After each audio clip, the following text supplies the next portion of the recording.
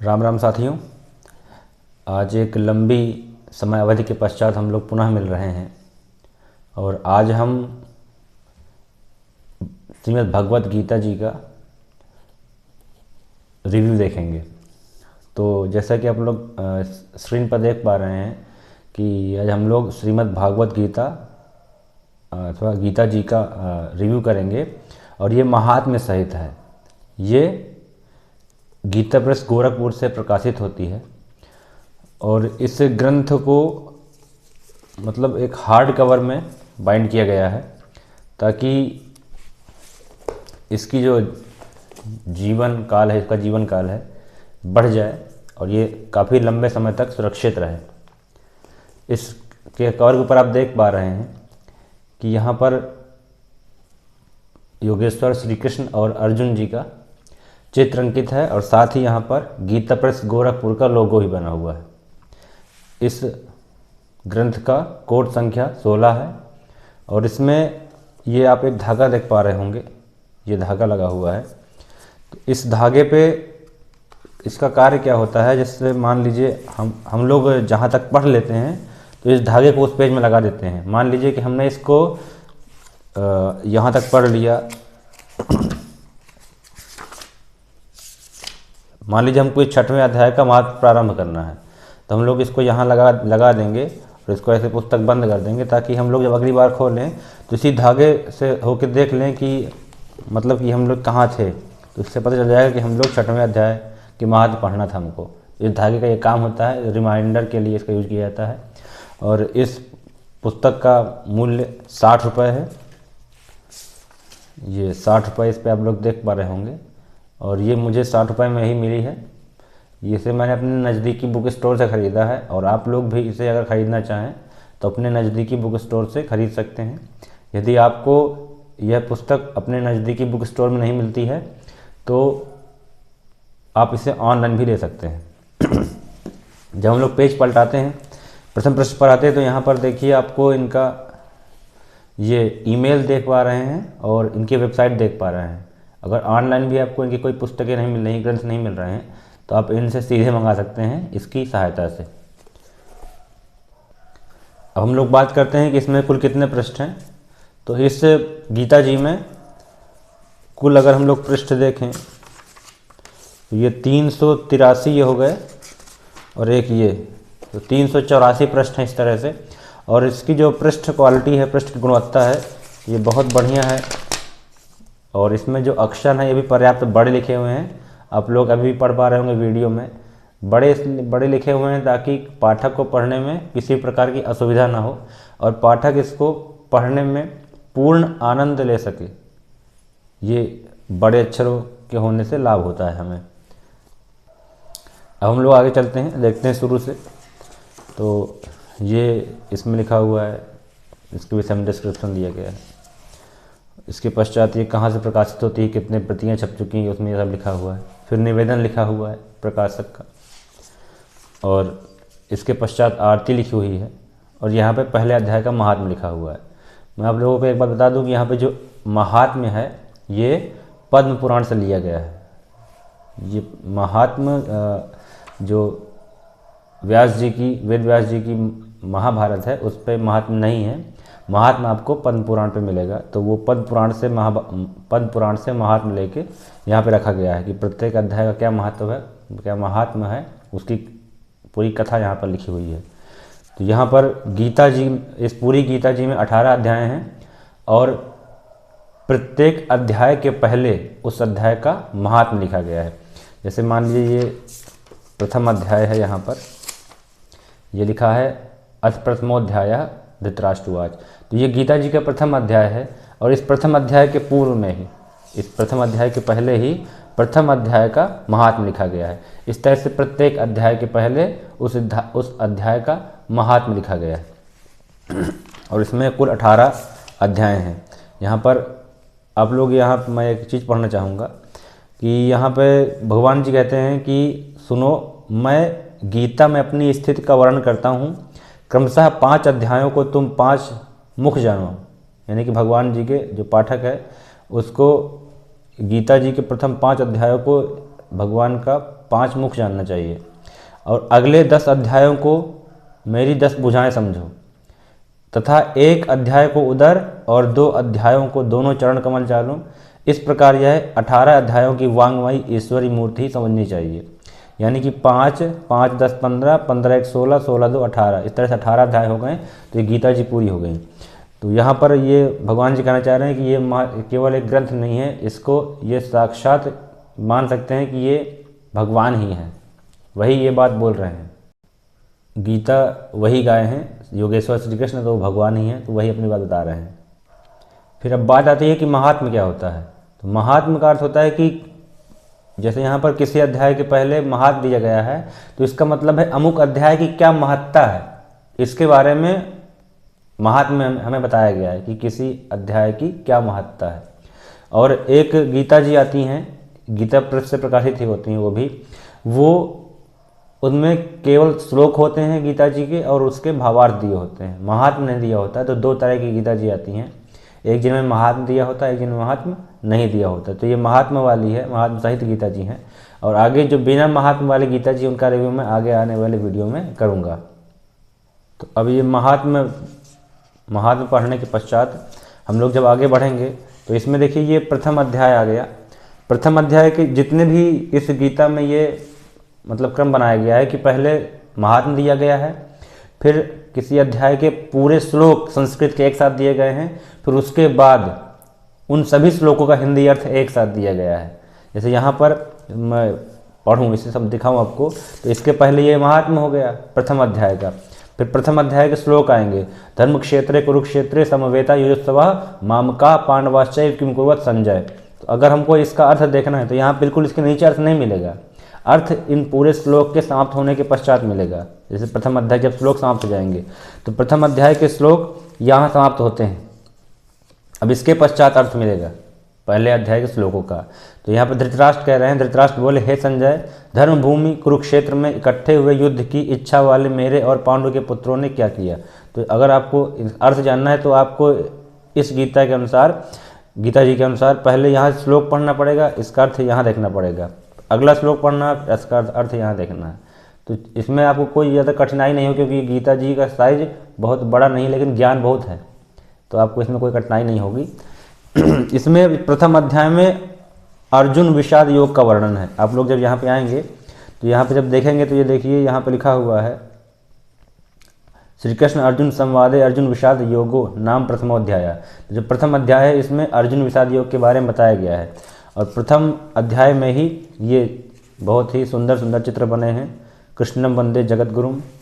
इसके पश्चात योगेश्वर श्री कृष्ण जी अर्जुन को बता रहे हैं, गीता को उपदेश दे रहे हैं, और ऊपर ध्वज पर देखिए वीर बजरंगबली विराजमान है। फिर इसके अगले चित्र में ये धृतराष्ट्र और संजय की वार्तालाप की ये चित्र है। इसके पश्चात शेष साई लक्ष्मी नारायण जी, बहुत ही सुंदर छवि दी गई है। तो इसमें प्रथम अध्याय में अर्जुन विषाद योग के बारे में बताया गया है। फिर इसके बाद जब पहला अध्याय के सब श्लोक हो जाएंगे, तो जैसा कि मैंने बताया कि पहले अध्याय के सभी श्लोकों का अर्थ दिया गया है। इसके पश्चात जब पहले अध्याय के सब श्लोक समाप्त हो जाएंगे, सब श्लोकों का अर्थ समाप्त हो जाएगा, तो उसके पश्चात सीधे दूसरा अध्याय के श्लोक नहीं मिलेंगे, पहले दूसरे अध्याय का महात्म्य आएगा। तो महात्म्य पढ़ेंगे, महात्म्य पढ़ने के पश्चात दूसरे अध्याय के हमको यहाँ पे श्लोक मिलेंगे, फिर श्लोक पढ़ने के पश्चात यहाँ पर दूसरे अध्याय के श्लोकों का अर्थ मिलेगा। और इस अध्याय में किस विषय पर चर्चा की गई है, तो मैं बताना चाहूँगा, इस पर भगवान श्री कृष्ण ने सांख्य योग पर चर्चा की है, सांख्य योग के विषय में बताया है। फिर इसके बाद तीसरे अध्याय का महात्म्य आ गया, और फिर ये तीसरे अध्याय के श्लोक आ गए, और इसके पश्चात तीसरे अध्याय का सभी श्लोकों के अर्थ आ गए। ये सभी श्लोकों के अर्थ चल रहे हैं, और इसमें श्री कृष्ण जी ने कर्म योग के बारे में बताया है। फिर चौथे अध्याय का महात्म्य आया, और चौथे अध्याय के महात्म्य के बाद चौथे अध्याय के श्लोक आए, फिर चौथे अध्याय का श्लोक के बाद चौथे अध्याय का अर्थ। और देखिए कहीं पर इस तरह से स्टार बन के लिखा होगा, कहीं पर कोई चिन्ह बना होगा, ये आप लोग देख पा रहे हो, यहाँ स्टार बना हुआ है। तो यहाँ पर पूरे पृष्ठ में कहीं ना कहीं स्टार बना होगा। तो ये देखिए यहाँ पर लिखा है तत्व से। तो जब आप लोग इस पूरी पंक्ति को पढ़ेंगे, इस प्रकार जो पुरुष तत्व से जानता है वह शरीर को त्याग कर फिर जन्म को नहीं प्राप्त होता है, किंतु मुझे ही प्राप्त होता है। तो यहाँ पर इसके संबंध में कुछ ना कुछ यहाँ पे जानकारी दी गई है। जहाँ पर कोई विशेष चिन्ह लग जाते हैं उसके संबंध में नीचे जानकारी दी होती है। तो आप लोग इसको पढ़ेंगे तो आपको इस जो प्रसंग के बारे में बताया जा रहा है, तो इसकी सहायता से जो नीचे पॉइंट आउट किया गया है, इसकी सहायता से पढ़ने में आपको समझने में आसानी होगी। तो ये भी बहुत अच्छी चीज़ इसमें दी हुई है। और इसके पश्चात हम लोग जब आगे आते हैं तो इस अध्याय पे ज्ञान कर्म संन्यास योग के बारे में वर्णन किया गया है। इसके पश्चात 5वां अध्याय का महात्मा आया। 5वें अध्याय के महात्मा के बाद 5वें अध्याय के श्लोक, फिर 5वें अध्याय के श्लोकों का अर्थ। उसके पश्चात इस 5वें अध्याय में कर्म संन्यास योग के विषय में वर्णन किया गया है। फिर 5वें अध्याय के बाद 6वें अध्याय का महात्म्य आएगा। फिर महात्म्य के पश्चात 6वें अध्याय के श्लोक आ गए, और 6वें अध्याय के श्लोक आने के पश्चात 6वें अध्याय के श्लोकों का ये अर्थ आ गया। और यहाँ पर इस 6वें अध्याय में आत्म संयम योग के विषय में बताया गया है। फिर 6वें अध्याय के बाद 7वें अध्याय का पहले महात्म्य आएगा। फिर महात्म्य आने के पश्चात 7वें अध्याय के श्लोक, 7वें अध्याय के श्लोक आने के पश्चात 7वें अध्याय के श्लोकों का अर्थ यहाँ पे लिखा होगा। 7वें अध्याय के श्लोकों का यह अर्थ हो गया। और भगवान श्री कृष्ण ने इस 7वें अध्याय में ज्ञान विज्ञान योग के विषय में चर्चा की है। फिर इसके बाद 8वें अध्याय का महात्म्य, और महात्म्य के पश्चात वैसे ही उसी क्रम में 8वें अध्याय के श्लोक संस्कृत में, फिर संस्कृत में श्लोकों के पश्चात उन श्लोकों का संस्कृत में अर्थ, उन संस्कृत के श्लोकों का हिंदी में अर्थ, और इसके पश्चात फिर 9वां श्लोक। और 9वां अध्याय, 8वें अध्याय में अक्षर ब्रह्म योग के विषय में बताया गया है। और 8वें अध्याय के बाद 9वें अध्याय का महात्म्य है। फिर इस तरह से मैं आपको जल्दी जल्दी दिखाता हूँ। 9वें अध्याय का फिर श्लोक, 9वें अध्याय के श्लोकों का अर्थ हिंदी में, और इस 9वें अध्याय में राज विद्या राजगुह योग के बारे में बताया गया है। फिर 10वें अध्याय का महात्म्य, और 10वें अध्याय के महात्म्य के पश्चात 10वें अध्याय के ये श्लोक संस्कृत में, फिर 10वें अध्याय के श्लोकों का हिंदी में अनुवाद अर्थ। और इस 10वें अध्याय में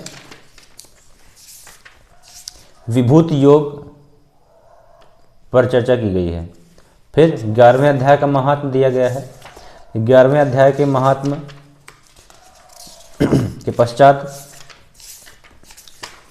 11वें अध्याय के श्लोक दिए गए हैं संस्कृत में, और श्लोकों के पश्चात इन्हीं 11वें अध्याय के श्लोकों का हिंदी में अर्थ दिया गया है। तो ये 11वें अध्याय के श्लोकों का हिंदी में अर्थ चल रहा है।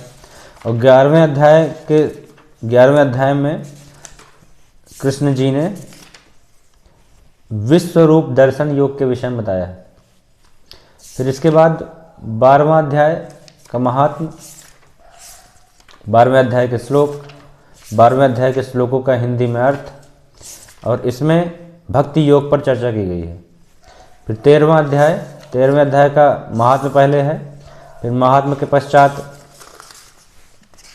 13वें अध्याय के श्लोक संस्कृत में, फिर 13वें अध्याय के श्लोकों का हिंदी में अर्थ। और ये देखिए नीचे जो ये चिन्ह बने हैं विभिन्न प्रकार के, ऊपर ये चिन्ह लगा हुआ है यहाँ पर, और इस तरह से ये एक चिन्ह लगा हुआ है, ये चिन्ह लगा हुआ है। तो जब आप लोग पढ़ेंगे इसको तो जो चिन्ह जिसके सम्मुख लिखे हुए हैं उनको पढ़िएगा तो आपको उस विषय में पढ़ने में आसानी होगी, या उस शब्द को या वाक्य को विस्तृत रूप से बताया गया होगा। तो ये आप लोग अवश्य पढ़िएगा, बहुत बढ़िया है, समझने के लिए बहुत अच्छा है। इसके पश्चात 13वें अध्याय में क्षेत्र विभाग योग के विषय में बताया गया है। फिर 14वें अध्याय का महात्म्य, 14वें अध्याय के श्लोक संस्कृत में, फिर 14वें अध्याय का श्लोकों का हिंदी में अर्थ है। और 14वें अध्याय में गुण त्रय विभाग योग के विषय में वर्णन किया गया है। फिर 15वें अध्याय का महात्म्य दिया गया है। 15वें अध्याय के महात्म्य के पश्चात 15वें अध्याय के श्लोक, फिर 15वें अध्याय के श्लोक के पश्चात 15वें अध्याय के श्लोकों का हिंदी में अर्थ दिया गया है। तो हिंदी में अर्थ आगे आ जाएंगे। तो 15वें अध्याय में पुरुषोत्तम योग के विषय में चर्चा की गई है। इसके बाद 16वां अध्याय, इसका महात्म्य आता है। पहले महात्म्य आया 16वें अध्याय का, फिर 16वें अध्याय के संस्कृत के श्लोक आ गए, और फिर 16वें अध्याय का अर्थ आ गया, श्लोकों के अर्थ। और 16वें अध्याय में